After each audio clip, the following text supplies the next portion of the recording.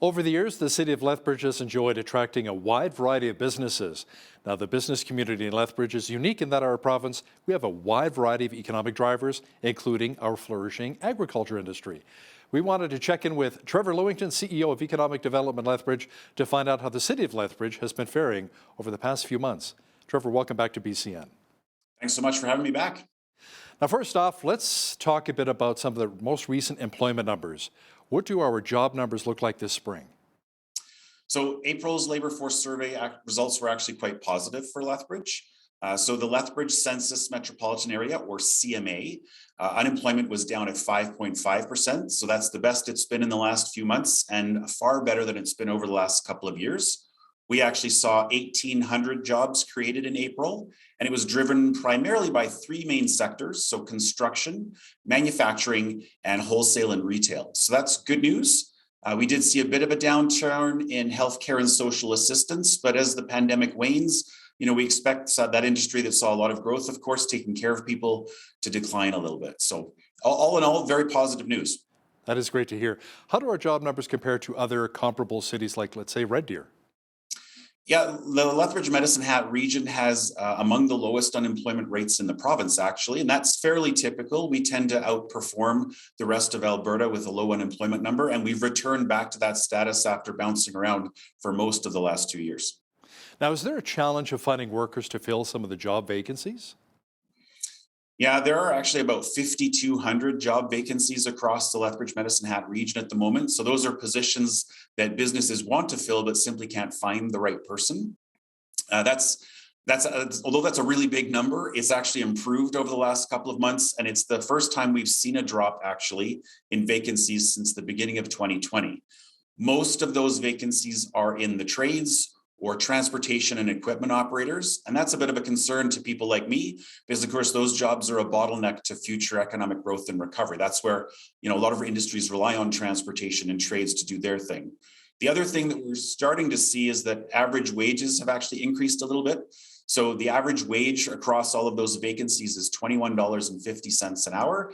And that's the highest it's been in a while. So we're starting to see a little bit of inflationary pressure as companies try to attract that talent.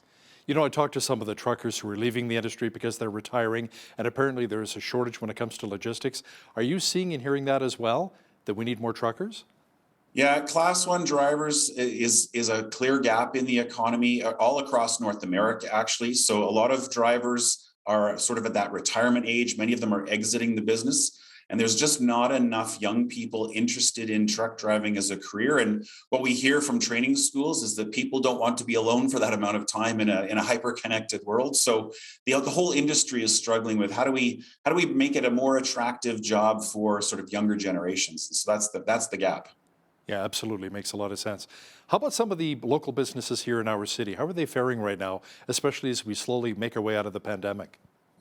Yeah, we conducted our third annual Brighter Together business survey at the end of last year. And the vast majority of businesses were actually more positive and upbeat about the future than they had been in the previous couple of years. And specifically, most companies in Lethbridge are planning to both hire and spend more money on capital. So, it's a very good thing when businesses are signaling their intention to both add jobs, but also improve their facilities and add equipment. Since we conducted that survey, of course, we've seen the invasion of Ukraine by Russia, which has driven up the price of oil and the cost of transportation. We've seen the Bank of Canada respond to fears about inflation, so interest rates are on the rise.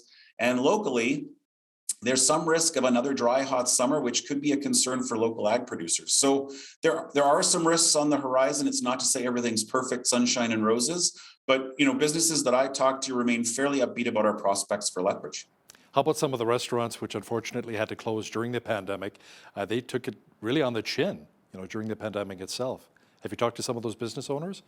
The whole tourism and hospitality sector, of course, was the hardest hit. So hotels, restaurants, any of that high touch sort of service industry. The good news for Lethbridge is we've had a number of key sporting events. Both the Indigenous Games as well as the Brier have helped drive generate some traffic for both hotels and restaurants. We are starting to see people come back across the border and from other parts of Alberta as restrictions lift. So We are starting to see that sector come back. We have seen jobs increase, about 1,000 jobs last month, for example, in hospitality, but still a long way to go to get back to where we were before the pandemic began. You know, when I first started in this crazy industry of broadcast journalism, I remember my news director at that time says, "You see that stack of resumes and tapes on my desk? You're going to have to work twice as hard for half the amount of money, or I'm going to replace you just like that," right? And I'm like, wow, that's a nice welcome after you just graduate from college, right? But it seems like nowadays there are a lot more jobs, as we talked about, as opposed to potential employees. So maybe the employee can be a little more picky and choosy when it comes to whom he or she wants to work for. Yeah, it is very much a job seekers market. To your point, I've had bosses along the way over the years that have said, there's plenty of people to replace you. Now that's not quite the story. And so, some of it is we're seeing increases in wages as companies try to be more attractive, but we're seeing things like flexible hours, more benefits. Companies are having to be creative about how they attract and retain that key ingredient of talent. Now, Trevor, the last time we chatted, we talked a bit about the amendments of the Business Corporations Act, BCA, which the UCP government had proposed. Do you think these amendments are leading to Southern Alberta being more competitive and an attractive place to do business? Well, the current provincial government has talked about making Alberta into a red tape-free zone and providing this environment where companies can experiment with new corporate structures and have increased flexibility to raise capital. The changes, frankly, are meant to position Alberta as a bit of a living lab. The government has talked about creating a sandbox in which companies can play with different operating models. And, simultaneous to that, the province has been focused on reducing corporate taxes to make Alberta one of the lowest tax cost jurisdictions in North America. But to do that, they've eliminated some very targeted industry-specific incentives and other tax breaks. So it's a bit of a good news, bad news story. And frankly, I think the jury's still out on whether or not it's actually driving incremental business development for the province. Trevor, do you think there's something more specific you'd like to see from the province that you feel would really help Lethbridge business owners? I think, when you think about Lethbridge, of course, agriculture is a key industry for us. And the province and the federal government have a program called CAP, or the Canada-Alberta Partnership. So it supports innovation and expansion in agriculture and agri-food. But the scope of those grant programs and the dollars available have been reduced over the years. So we've been advocating to the province to really take a serious look at some of those programs and how they might expand them. Locally, we've had the federal government through what is now known as Prairies Can, or Prairies Economic Development Canada. So a very long title, but one of my favorite departments. And so as the federal government has stepped up with new programs and new supports, the province has similarly withdrawn. So I think there's a real opportunity for the province to come back to the table, match some of those federal dollars that are very targeted, again, at innovation, technology. The future of our economy is digital. So we need to make sure we're supporting businesses with that transition and really focused on how do we attract that right talent into our community. And the third piece, I think, which is prevalent in all of the news stories that are on your network, as well as top of mind for a lot of people, is the shortage of family doctors. So attracting business, attracting talent is all about having great quality of life. So my organization, we've been working with Alberta Health Services, the Chinook Primary Care Network, and the city to build a bit of a strategy to recruit doctors. We absolutely have to address that. And that in the short term probably has more impact than a specific tax break or a specific financial incentive from the province. Yeah, City Council recently passed that motion about spending, about $15,000 to retain and attract the doctors to our region here. So what do you think that'll actually look like? Let's say I'm a doctor, you're trying to sell me on Lethbridge. What would you say to me? Well, I think that, part of the reason that doctors would come here, when we talk to physicians, they're very interested in quality of life for themselves and their families. So that's the mountain biking in the mountains, that's skiing, that's access to the border. All the amenities and services of a big city are here in Lethbridge, but certainly house prices are somewhere between 20 and 30% cheaper than Edmonton and Calgary. That's a big win. Those commute distances to work are, usually 10 minutes or less. So that's a big selling feature. And the cost of operating a practice, the actual cost of your real estate and labor to run a medical practice is cheaper here in Lethbridge. So there is more money to be made if you're a physician that operates a practice. So it's selling all of those features, educating people on all the great things that Lethbridge has to offer. Now, one of the main economic drivers in our region, of course, is agriculture. And we're praying for rain for our farmers, our producers, the ranchers. What happens if we have another dry summer? How will that really impact our agriculture industry? Well, as you pointed out, this is potentially the second year in a row of dry forecasted weather, which is a concern. Many people had challenges with yields last year, and so we've got this interesting challenge in that commodity prices, in many cases, are at record levels. But if we don't have good weather, if we don't have that rain, then our local growers and producers will not be able to take advantage of that opportunity. Similarly, the invasion of Ukraine by Russia has had an impact on global markets. Of course, that's driven prices up, but it's also identified that there is an opportunity for Canada to play more of an active role on the global stage, supplying more of the world's food supply.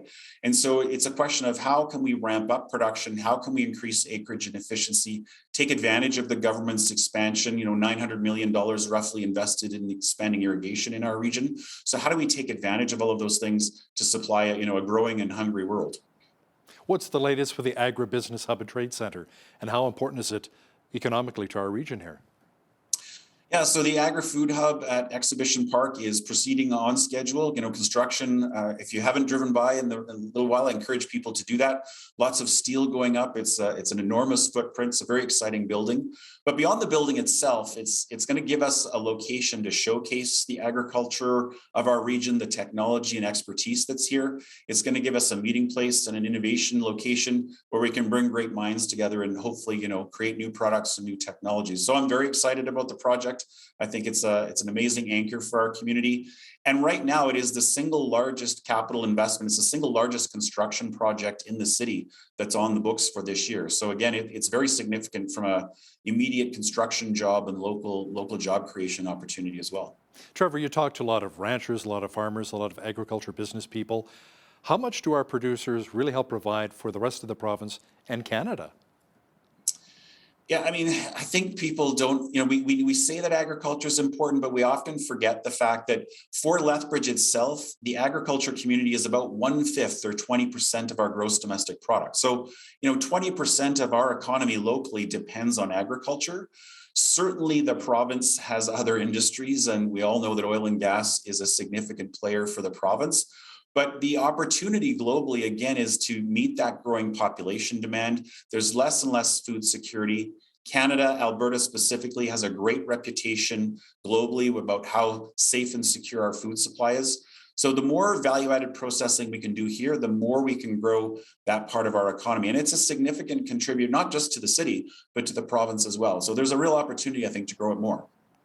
We recently had the grand reopening at the Lethbridge Airport. Premier Kenney came down for the announcement.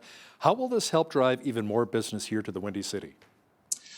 From an investment attraction perspective, bringing new businesses to Lethbridge, one of the key considerations is great links to international airports. So pre-pandemic, Calgary was connected to about 100 global destinations with direct flights. That's pretty amazing for a relatively small airport on a global stage.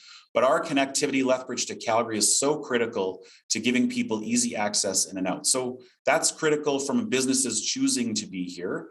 But of course, we're a regional hub for tourism. There's lots of people that come. You can visit 4 UNESCO World Heritage sites all within 90 minutes of Lethbridge.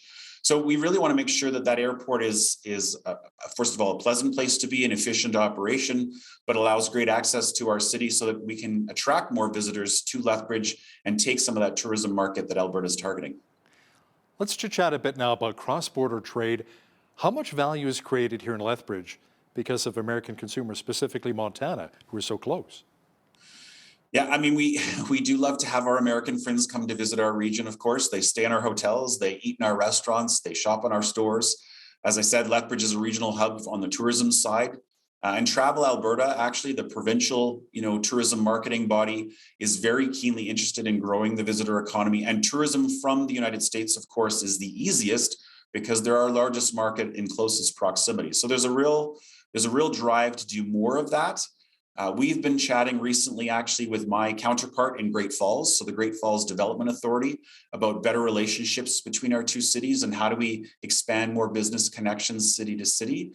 So, again, if you're an American and you get an immediate 20% discount on your purchase because of currency, that's always an attractive feature as well. So while there's that spread, hopefully we can continue to see people crossing that line. Is there a lot of confidence amongst business owners here in Lethbridge with our new city council?